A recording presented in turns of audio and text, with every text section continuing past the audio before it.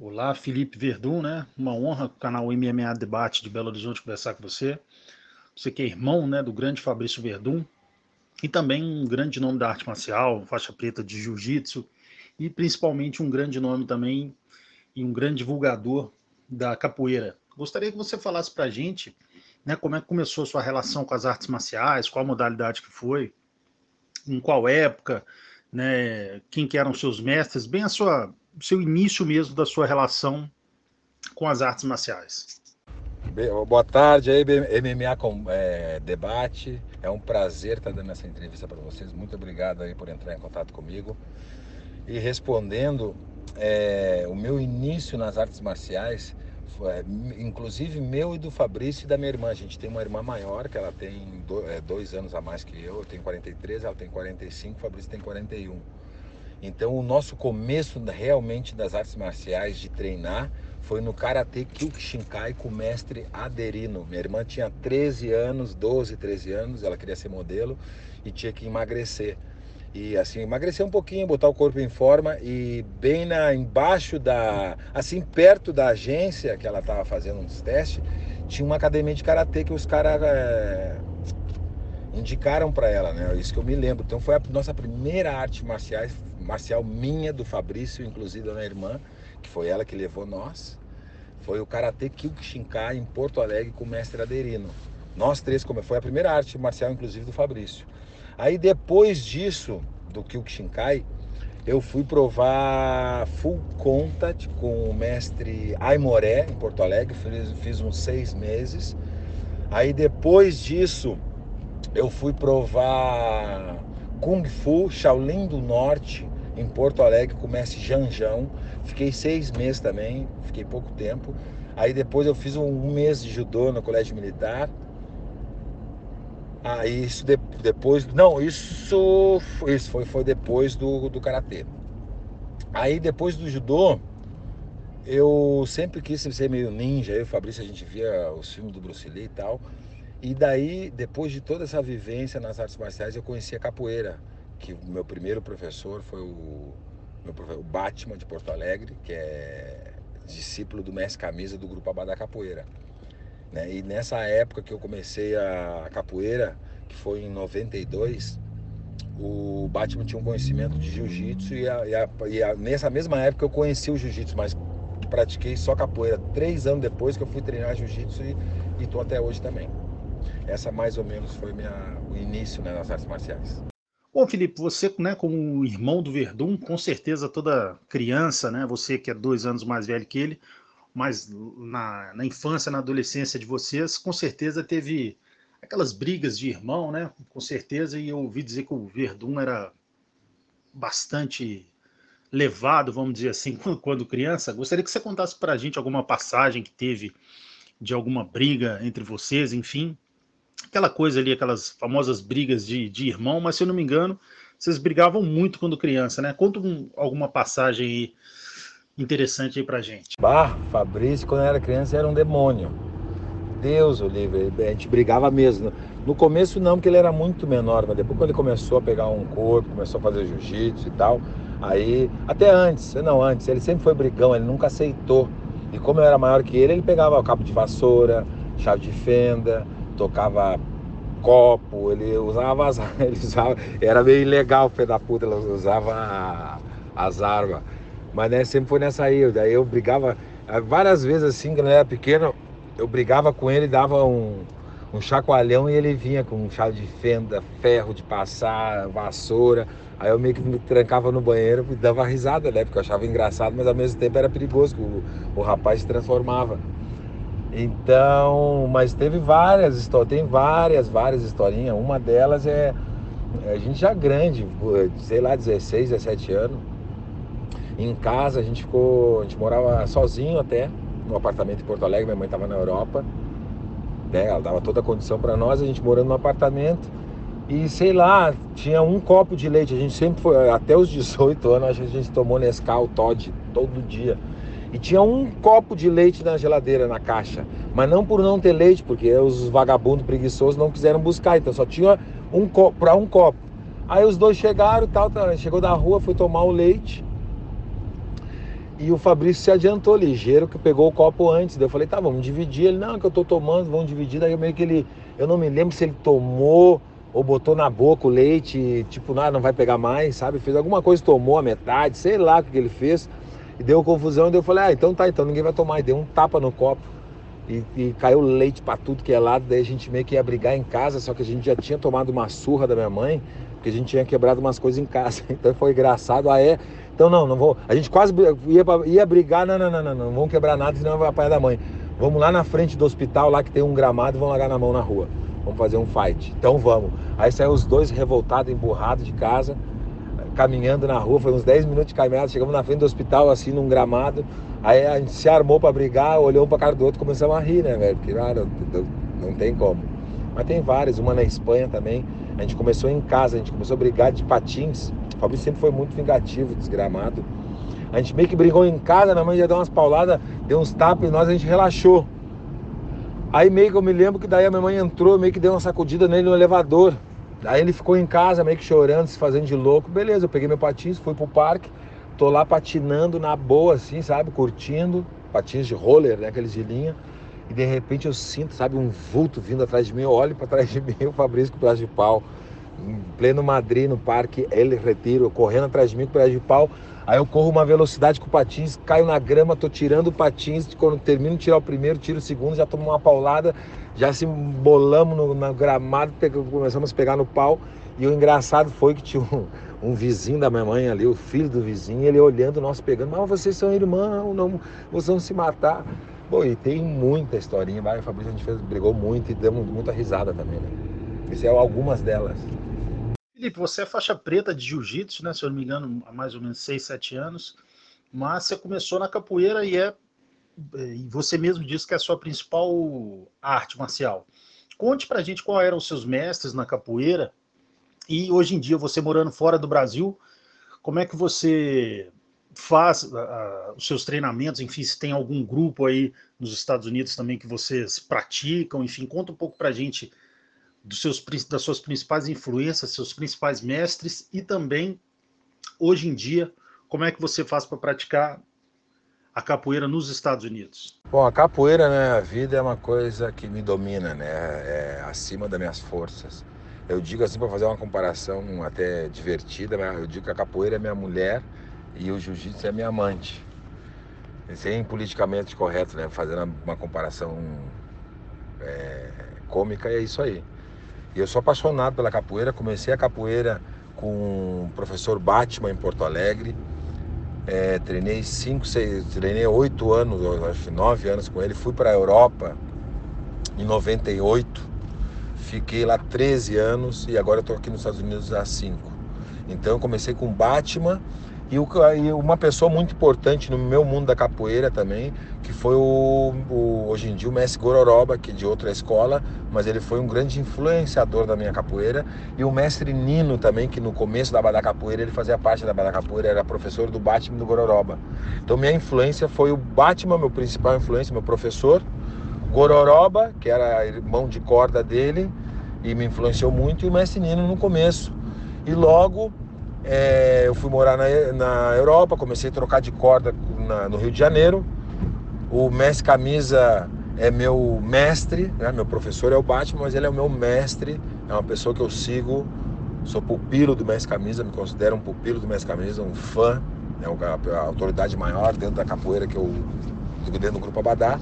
E eu sou fã dele, eu acho ele uma pessoa super especial, mas tive influência de vários capoeiristas, mestre Cobra, o mestre Sabiá da Bahia, que hoje em dia também não está na escola, faz parte de outra escola, mas foi uma pessoa que me influenciou muito. O professor do mestre Duende, Peixe Cru, mestre Cobra, samurai da capoeira, impressionante, essa pessoa me influenciou muito. Morcego, mestre Canguru, mestre Capixaba, todas essas pessoas de Porto Alegre, eu posso dizer, pessoas que me influenciaram. Mestre Churrasco da Angola, mestre Cunta, mestre Farol, mestre Gato Preto, mestre Tucano, que na época eram professores, instrutores, mas hoje em dia são todos mestres. Todas essas pessoas me influenciaram, né? Principalmente, obviamente, as pessoas da minha escola, meu professor Batman, meu mestre Camisa, eu considero também que foi meu professor Gororoba, Então todas essas pessoas dentro do mundo da capoeira me influenciaram. Quando eu estava na Europa e agora nos Estados Unidos, a Abadá Capoeira é a maior escola de capoeira do mundo, então a gente tem uma estrutura muito boa de renovação e de cursos. Por exemplo, na Europa e aqui, todo ano, por exemplo, nos Estados Unidos, tem mais de 10 eventos da Abadá Capoeira. Mais de 10. Então, e nesses eventos vem um mestre, ou mestrando, que é uma categoria abaixo do mestre, vir dar os cursos, passar atualizações, é o que está acontecendo no Brasil. Então essa é a nossa oportunidade de a gente, durante o ano tem 12 oportunidades, basicamente uma por mês, de tu viajar a algum estado americano, para a Europa, ou até mesmo para o Brasil, mas aqui é mais fácil, né, dentro dos Estados Unidos. O que eu fazia na Europa, tu viaja, vai para um evento, encontra o mestre, treina durante 4, 5 dias, volta para sua cidade e vai mantendo com os alunos, com os parceiros de treino. Sempre, cada cidade do mundo sempre tem 2, 3 professores da Abadá, e é assim que a gente faz a nossa reciclagem. Falando novamente em capoeira, uma pergunta que muita gente sempre faz, né? O que uma pessoa tem que fazer para se tornar um grande capoeirista? Você, como um grande capoeirista, dê aí a sua dica, né? Para uma pessoa, né, chegar num nível diferenciado dentro da capoeira, quais que seriam as principais dicas que você daria? Boa pergunta. O que eu indicaria para uma pessoa, ou como eu consideraria um grande capoeirista, se uma pessoa olha, pô, esse cara aí sabe, que tem vários dentro do meu grupo e fora do meu grupo também, tem grandes capoeiristas. Um grande capoeirista, ele primeiro de tudo, ele tem que ter história, né? Ele tem que ter história, ele tem que ter currículo, pedigree, da onde ele veio, o que ele fez pela capoeira. Então um grande capoeirista, ele tem que ter uma boa linhagem, ele tem que ter um trabalho de capoeira durante o seu percurso dentro do mundo da capoeira, ter aluno, fazer professores, né? Viver a capoeira, estudar a capoeira, saber falar da capoeira como cultura, como luta, como artesania, como inclusão social, todos os benefícios da capoeira, e ele ser reconhecido no mundo da capoeira. Os capoeiristas antigos e novos conhecerem ele pelo jogo, pelo trabalho que ele tem, por ele ser uma pessoa, vamos dizer, conhecida, a galera gosta, vai nos eventos. Tem que ser uma pessoa que faça algo faça algo pela capoeira, né? Tem que ser um bom capoeirista, tem que treinar aquele negócio básico, mas tem que ter um bom trabalho, tem que construir alunos. Para ser um grande capoeirista, né? Para ser um bom capoeirista e tal, tu não precisa dar. Mas estamos falando do top, da creme de la creme.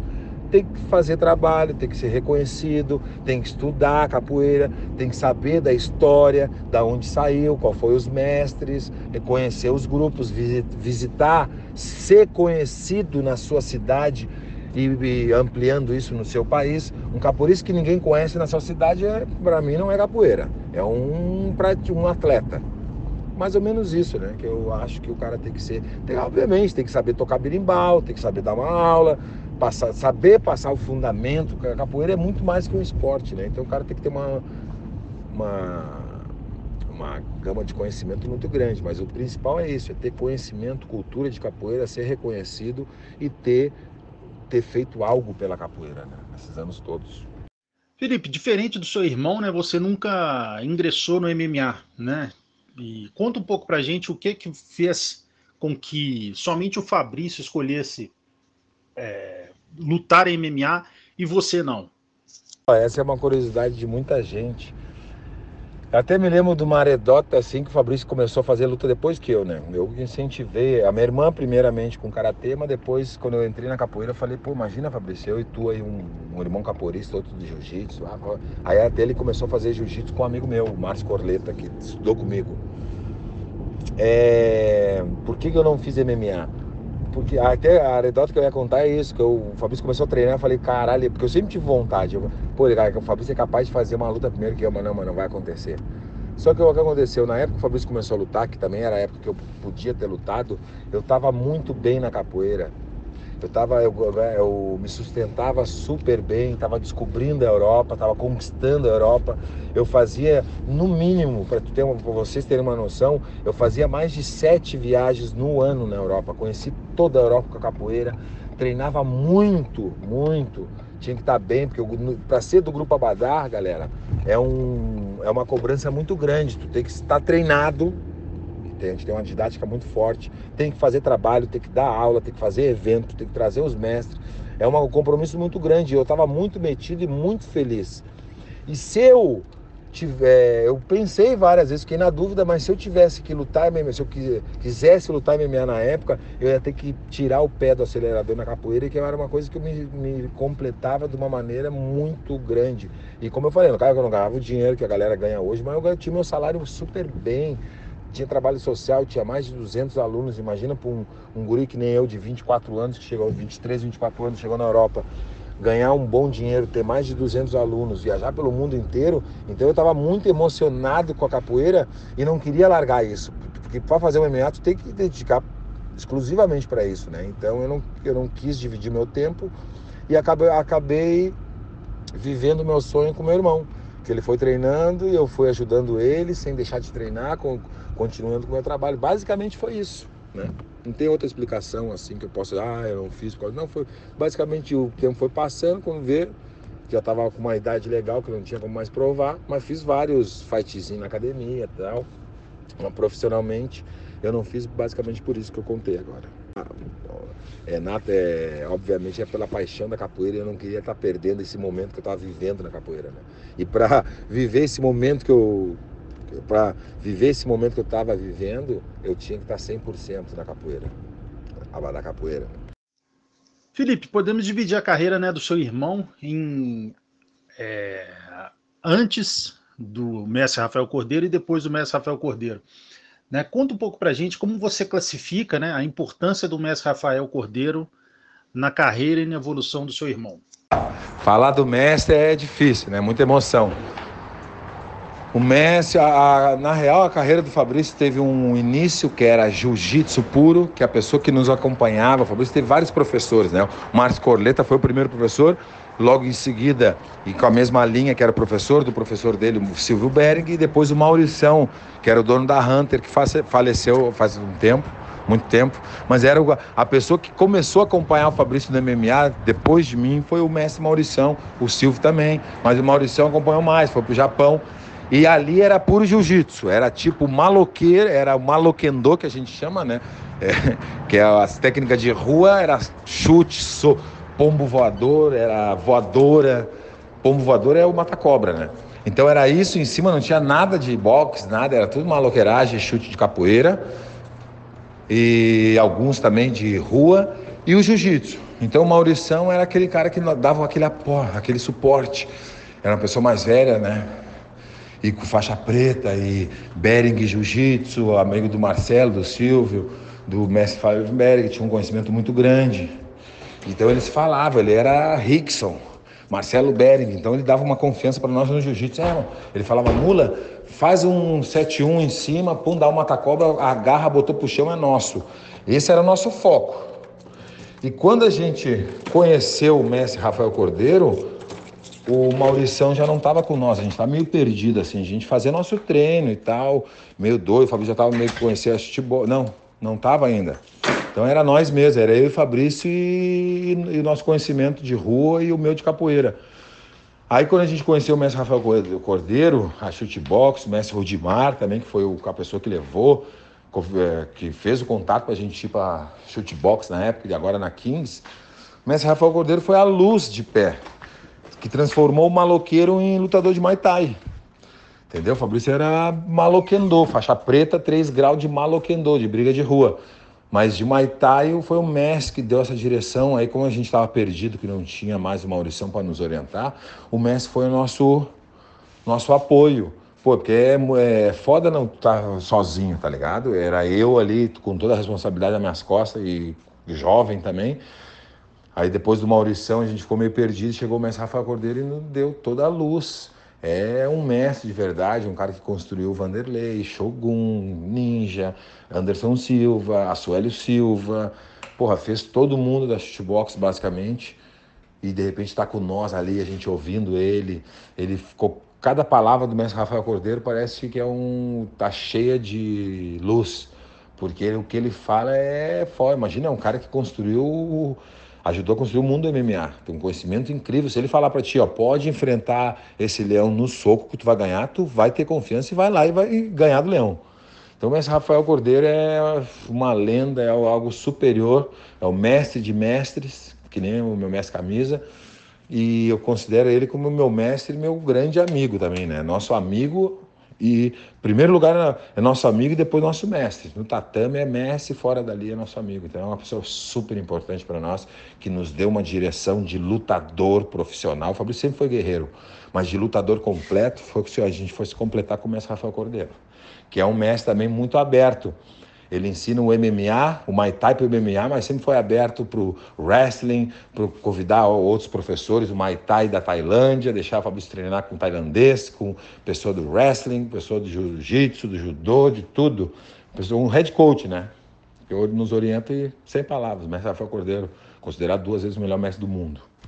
E é muita emoção e muito carinho que a gente tem por ele. É família.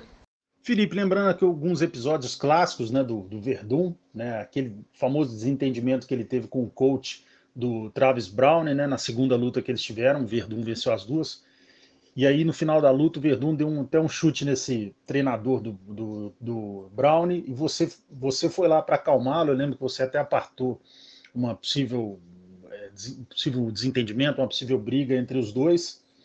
E teve aquele momento também que o Werdum jogou o bumerangue no Colby Covington, né, aquele falastrão, começou a falar muita besteira sobre o nosso país. E teve também aquele dia, né, naquela entrevista do UFC, em que o Werdum acabou se desentendendo com o Ferguson, e aí soltou aquele famoso chamou ele de cu de cachorro, né, que o pessoal adora sempre falar, né, viralizou esse cu de cachorro. Conta um pouco pra gente sobre isso, né? O Werdum é uma pessoa que tem um grande coração, muito simpático, muita gente boa, mas quando ele fica nervoso, sai de baixo, né? Conta um pouco pra gente sobre essa característica do Werdum e também sobre se você sabe de onde veio esse cu de cachorro, né, que ele criou, que realmente viralizou aí no pessoal do mundo da luta. Sempre quando o pessoal não gosta de alguém, o pessoal chama o cara agora de cu de cachorro.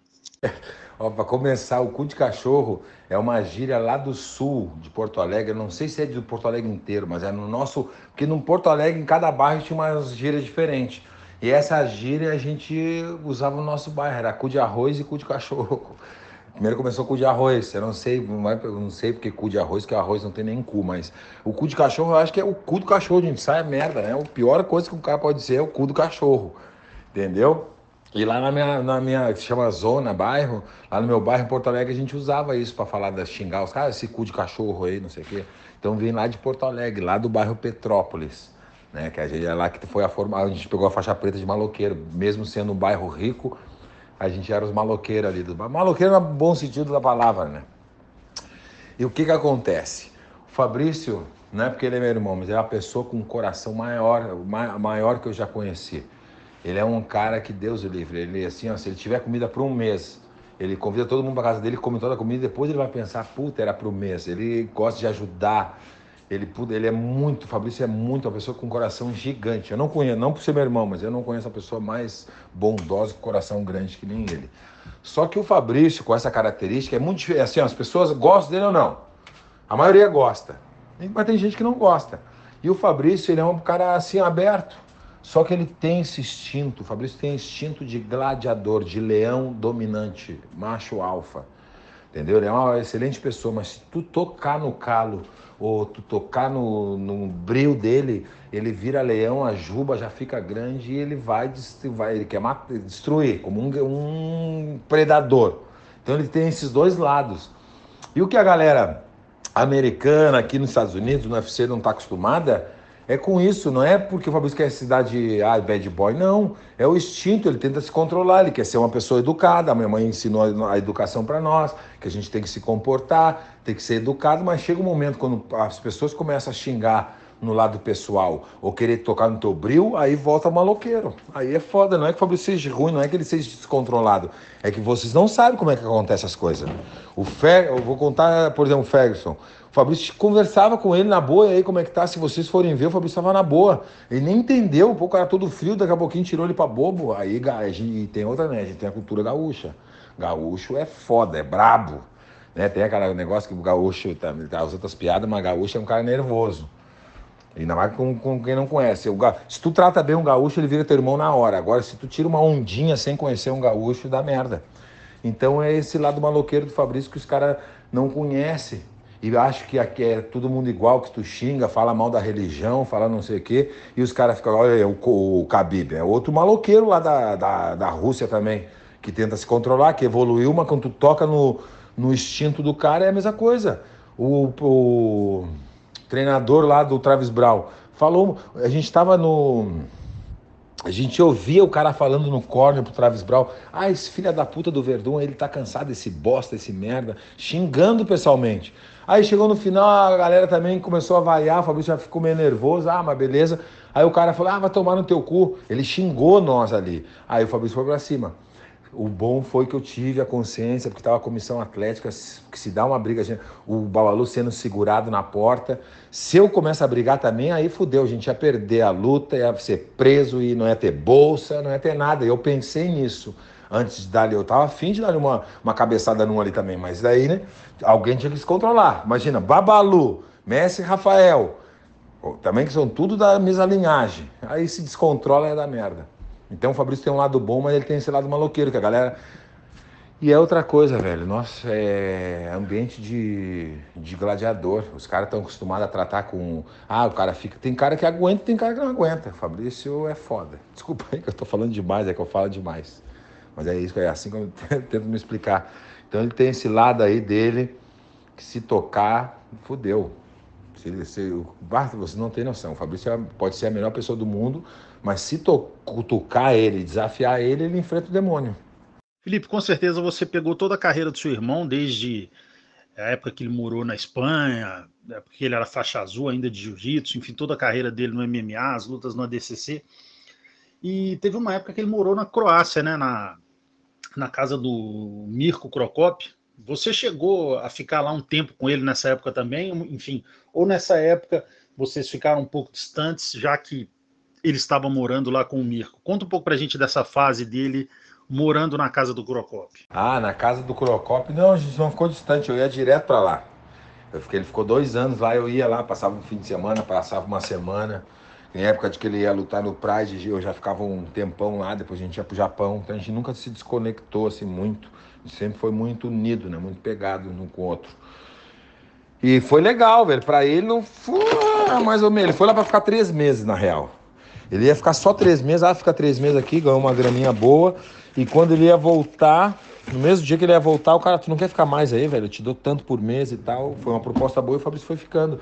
Foi ótimo. Foi o primeiro contato que o Fabrício teve, nós tivemos, com um atleta profissional sempre. E o cara mais profissional que até hoje, eu não conheço um cara mais profissional que o Mirko. Eu não conhecia ainda. O cara é um profissional extremo.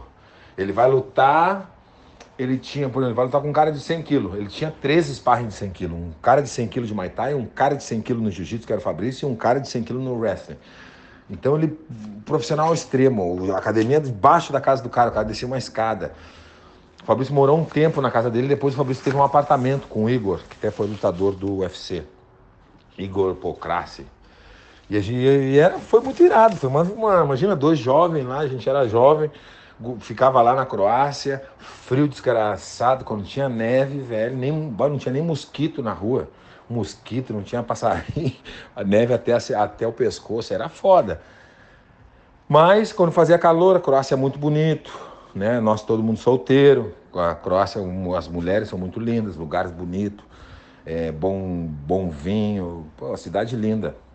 Então foi um bom lugar, assim, foi uma boa experiência, mas o Fabrício também deu uma sofridinha lá, ficar lá, ficou um monte de tempo, porque a neve lá, tu não sai de casa, entendeu? É um negócio que o brasileiro não imagina como é que é um país desse, quando tá nevando, para tudo, mas foi bom, foi uma experiência boa. E o Mirko, gente, sempre nos tratou super bem, tinha as particularidades dele, né, mas ele sempre nos tratou bem, e foi uma experiência super boa. Falando novamente, né, do seu irmão, o grande Fabrício Verdun, né? Você viveu com ele grandes emoções da carreira dele, né? Os títulos no ADCC, a famosa luta com o Fedor, vitória sobre o Caim, enfim. Qual é aquele momento que você teve a maior emoção na carreira do seu irmão? Qual o momento na carreira do Fabrício que mais te emocionou? O momento mais que nos emocionou, sem discussão nenhuma, foi a vitória do Fedor. Porque a gente está lutando com o melhor do mundo, com um campeão do Strike Force, a gente não ganhou cinturão, não ganhou porra nenhuma. Ganhou uma bolsa e tal, mas essa vitória de ganhar do cara do melhor do mundo, o Fedor estava 10 anos sem perder, quebrando todo mundo, era chamado de o último imperador. Todo mundo pensou que o Fabrício ia perder, que o Fedor ia dar uma surra no Fabrício. As únicas pessoas que acreditavam que o Fabrício ia ganhar era eu, Babalu, mestre Rafael Cordeiro. Babalu, mestre Rafael Cordeiro. Kenny Johnson estava ali também na época. A esquina. Eram as únicas pessoas. E eu tinha certeza que o Fabrício ia ganhar, porque eu vi o Fedor. Foi mais emocionante isso que 6 anos antes do Fabrício ganhar do Fedor, ou 10 anos antes, quando o Fedor ganhou do Minotauro, eu falei pro Fabrício, a gente estava lá no Japão, que a gente estava acompanhando o Mirko. O Fabrício já tinha lutado uma vez no Japão, ou duas, e aí a gente foi lá ver Foi bem quando o Mirko lutou com o irmão do Fedor, me parece, e o Fedor lutou depois, alguma coisa assim. Aí eu vi o Fedor lutando com o Minotauro e eu falei, Fabrício, se o Fedor entra na tua guarda desse jeito que ele entrou na do Minotauro, tu pega ele. E o Fabrício, tu acha? Pega certo. O Fabrício, depois que aconteceu, o Fabrício foi lembrar disso. E a gente ganhou nisso aí, entrou na guarda que nem louco, se fudeu. Então foi a maior emoção, ganhar do melhor lutador do mundo, o Fabrício ganhar, aí onde o Fabrício ficou conhecido, foi a melhor emoção do mundo, assim, foi uma realização que até hoje não teve igual. Felipe, a gente sabe que surgiu, né, essa notícia do doping do Fabrício Werdum, né, já com a punição de 2 anos, e a gente sabe que ele já pediu a contraprova, né, ao pessoal da USADA. Enfim, gostaria de saber como que está, né, a mente do Werdum em relação a isso, enfim, e como que você recebeu essa notícia. Em primeiro lugar, a cabeça do Fabrício está bem. A gente passou por um momentinho assim depressivo, micro depressão, né? Assim, não depressão, mas sabe aquela confusão mental, o que a gente vai fazer? Passamos por um momento, mas foi um dia, 2 dias, depois a gente começou a esclarecer. A minha opinião sobre o Fabrício está bem hoje em dia, já está, né, tá absorvido o negócio e a gente só está pensando como solucionar isso. A minha visão, os caras fizeram 3 testes, parece que assim, eu posso te dizer depois com segurança, mas teve um teste que não deu nada, outro que deu e o outro que não deu. Então teve 3, um deu e 2 não deram. E acharam no corpo dele trobolona. Sabe o que é trobolona? Trobolona é anabolizante de bicho. E a quantidade pequena, então tá mais que comprovado. A USADA também falou que acreditava nele. O Fabrício foi investigado, ficou que nem criminoso, foi investigado com psicólogo, com delegado, com não sei o quê. E os caras, não, a gente acredita em ti. Só que deram a pena máxima, isso que a gente não entendeu. Mesmo eles confiando no Fabrício e comprovando, pô, isso aí realmente é efeitos de uma contaminação. Só que os caras não quiseram saber e deram a pena máxima para ele. Então eu, como irmão, fiquei revoltado com o sistema. Que para uns funciona, aí depois lá do outro lado, outros lutadores cheiram cocaína, atropelam mulher, e não grávidas, e não dá nada. Pega 15 meses, pega 1 ano. Funciona para uns e para outros não. Aí os caras querem que seja esse dedo duro, que tu denuncie os caras para pegar menos pena. É uma doideira, o sistema é foda. E a pergunta que eu faço, imagina, tu acha que o cara com a condição financeira do Fabrício Werdum, tudo que ele alcançou, tu acha que ele ia tomar anabolizante de bicho, véio, anabolizante de vaca, que dá pra vaca, cavalo ficar forte? Tu acha que ele ia tomar, se ele fosse tomar alguma coisa, ele ia tomar do melhor produto do mundo e tem condição de comprar? Então tá mais comprovado que foi contaminação, só que os caras não têm conversa, né? Eles conversam com quem eles querem, com quem eles não gostam, com quem eles querem fazer alguma coisa, eles fazem isso. Pena máxima, não tem conversa, e acabou, é do jeito deles, é o sistema, né? A gente fica revoltado, mas fazer o quê? Não dá pra fazer nada. Felipe, a gente sabe que hoje em dia na UFC não tem critério técnico e nem de ranking algum, né? Essa que é a grande verdade.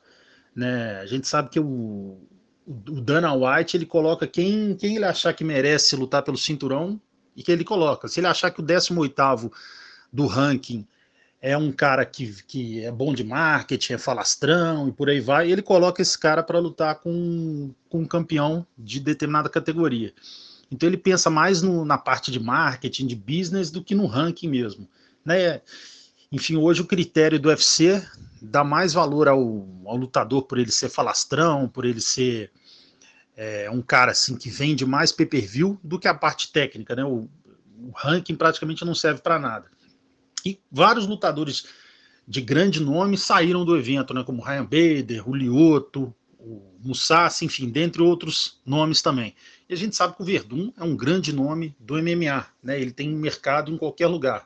Você acha que ele, pensando financeiramente, ele poderia ir para o mercado russo, mercado japonês? Essa é uma resposta meio complicada. Que negócio é o seguinte, Fabrício, como tu mesmo falou, Fabrício tem as portas abertas em qualquer parte do mundo. Apesar da idade dele, é um excelente lutador, uma pessoa que representa muito bem seus patrocinadores e sempre traz alegria para os eventos. Agora, só que eu não posso te responder isso porque a gente ainda tem muitas coisas que tem que resolver dentro do UFC, a gente não sabe bem o que vai acontecer, está meio no ar, a gente tem que tomar decisões, esperar decisões. Então, o que eu posso te falar é que o Fabrício é bem aceito em qualquer parte do mundo. Só que agora a gente está numa fase, como eu te falei, de resolver e buscar alternativas, né? Então, é essa a resposta que eu posso te dar. Felipe, né, a gente sabe que mesmo a sua principal arte ser a capoeira, você é um faixa preta de jiu-jitsu, né? E eu gostaria que você falasse na sua visão, né, de todo mundo que você viu competindo, enfim, quais foram os competidores no pano que mais encheram os seus olhos até hoje? Competidores do pano, que eu sou meio antigo também, né? Mas eu vou te dizer, a pessoa que me surpreendeu várias vezes foi o Mário Reis, na época que ele competia, ele ficou com... Qual é o nome do cara? Aquele não me lembro. O Mário Reis monopolizou a categoria dele muito tempo, deu aquele triângulo que o Fredson Paixão, né, levantou. Então o Mário Reis é um cara que me surpreendia muito lutando. Outro cara que me surpreendeu muito foi o Margarida, que eu vi ele ganhando de todo mundo, estrangulando todo mundo, é impressionante. O Tererê e o Jacaré foram pessoas que, caramba, foram os caras que me influenciaram muito, que eu gostava de ver lutar. Meu irmão, Fabrício sempre guerreiro, ganhando. Márcio Corleta, quando ele ganhou o título mundial dele também. Então é isso. Eu colocaria assim, ó, Margarida, né? Porque ele já era faixa preta e o Fabrício e o Mário era guri, era um gurizão. Então era Margarida, Fabrício, Mário Reis, que eu vi muito competir, eles eram foda. Cobrinha também, mas isso mais recente. Pô, Cobrinha competindo é uma coisa de louco, né, velho? Cobrinha, o Lang, os Mendes também, os Mendes competindo, mas da galera das antigas é isso. Margarida, Fabrício, Mário Reis,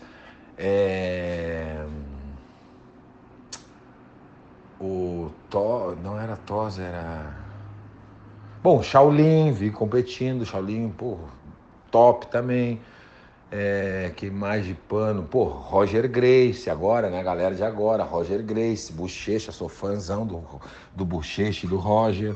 Sou fã do Cobrinha, que é meu professor, que é top, do Lang, Malfacine, o Irmãos Miau, toda essa galera aí, Deus o livre, né? Essa galera aqui, das antigas e da modernidade. Agora, falando de MMA, né? Tirando o seu irmão, para você, se você colocar peso por peso, quais são os 5 maiores lutadores de MMA para você até hoje? É difícil colocar só 5, porque eu vivi a época antiga e tô vivendo a nova, então fica muito difícil, velho. Por exemplo, que eu posso falar pra ti assim, ó, as pessoas é muita gente, velho, mas as principais, Vanderlei Silva, que era, sou fã e amigo, sou fã até hoje, amigo, graças a Deus, hoje tenho privilégio, Minotauro. Eu gostava muito de ver o Maurício Smith lutando. Puta, que chute ele tinha. Antes de Crocop, antes de tudo isso, esse chute na cabeça existia. Maurício Smith, perigosíssimo. Todo mundo tinha medo desse cara. Ele te dava um chute e arrebentava o cara. Maurício Smith, Marco Ruas, Vanderlei, o Royce, o Rickson, o Minotauro. Puta, é difícil, cara. Aí tem a nova geração, Anderson Silva. Nova, entre aspas, né? Anderson Silva. John Jones, Conor McGregor, que eu adoro, o Rafael dos Anjos. Puta, é muita gente, cara, mas se eu tiver que escolher 5 só, eu escolheria Vanderlei, Minotauro, Fedor, Anderson Silva, não dá pra deixar o cara de fora, e McGregor. É foda. Mas todos esses que eu falei eu admiro muito. Felipe, fazer uma pergunta política agora para você, né? Eu que acompanho o seu canal no Facebook, você sempre faz ali alguns vídeos sobre temas variados e eu gostaria que você falasse agora para a gente, né, em termos de política, né? Você que já há algum tempo vive fora do Brasil, mas você conhece bem a nossa realidade. Como você vê o cenário político, o atual cenário político no Brasil, e o que você acha que a gente precisa para voltar a termos esperança em um Brasil melhor? O Brasil melhor, velho, eu acho que as pessoas têm que ter consciência, o brasileiro, eu que moro há 20 anos fora, o brasileiro tem que ter consciência que o nosso país é o mais bonito e o mais rico do mundo. Eu morei na Europa durante 13 anos e moro há 5 nos Estados Unidos. Não dá para comparar. Dá para comparar a estrutura, a cultura, eu não sei o que, a melhora, o seu primeiro mundo. Mas agora, se for botar na balança, o Brasil dá de 10-0 na Europa, na Espanha, na Holanda, em qualquer país, dá de 10-0 nos Estados Unidos. A gente é o país mais rico do mundo. Nosso problema é que a população não acordou, está acordando.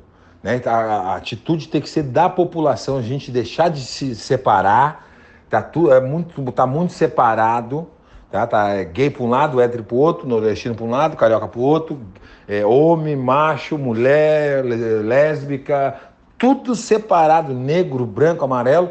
Acho que a gente tem que se unir. O que está nos separando é as ideologias políticas. A gente tem que se pensar e se unir como brasileiro, amar nossa terra, valorizar nossa terra e botar pessoas que não sejam corruptas, que realmente vão mudar. Mas a consciência tem que ser do povo. O povo tem que começar a mudar para mudar lá em cima, entendeu? É o povo, a gente se unir e se amar todos os brasileiros, pensar que Brasil é nossa casa. O rico, o pobre são irmãos. Tá? O negro e o branco também são todo mundo brasileiro. A gente tem que ter esse orgulho. Eu tenho orgulho de ser brasileiro, me emociono e fico, na real, vou dizer para você, com pena. Porque o Brasil é um país que pode ser o melhor do mundo, só que só não vai porque tem muita corrupção. E o povo não tem que esperar Salvador. Nós que temos que mudar o negócio. Mas já está mudando. É o povo unido e ter a consciência. Felipe, uma honra para o canal MMA Debate de Belo Horizonte conversar com você. Você que é um defensor aí da bandeira do jiu-jitsu e principalmente da capoeira. Gostaria que você deixasse o seu recado final para o pessoal do Brasil inteiro. E também, caso você queira deixar o seu endereço de Instagram, de Face, para o pessoal procurar você, te adicionar, te seguir, né? E também para contratar um possível seminário, enfim. Foi uma honra para a gente, campeão. Deixe o seu recado final. Bom, queria agradecer ao MMA Debate, adorei as perguntas super inteligentes, legais. Eu queria mandar um abraço para o público de vocês, para a galera que tá ouvindo essa entrevista. Vamos continuar treinando, vamos buscar um bom professor para quem quer fazer uma atividade física, quem quiser ser profissional, busca uma boa equipe, tá? Tem bons profissionais no mundo inteiro, é só tu saber escolher, perguntar. A arte marcial é maravilhosa, ela ajuda em todos os aspectos da pessoa, físico, psicológico, todos. E nada, mano, um grande abraço. Quem quiser entrar em contato comigo, vir aqui fazer um treino, um seminário ou bater um papo, me segue nas redes sociais. No Facebook tá Felipe Silveira Verdun, no YouTube Felipe Verdun Urso, no Instagram Felipe Verdun. Bom, é só botar Felipe Verdun, Felipe Silveira Verdun, que vocês vão me encontrar no Instagram, no Facebook, em tudo que é lugar. E um grande abraço, um prazer tremendo dar essa entrevista. Muito obrigado pelas perguntas e pela oportunidade. E a gente se vê pronto aí, galera. E nada, dizer que sou brasileiro, gaúcho, com muito orgulho e amo o meu país. Um abraço para todo mundo.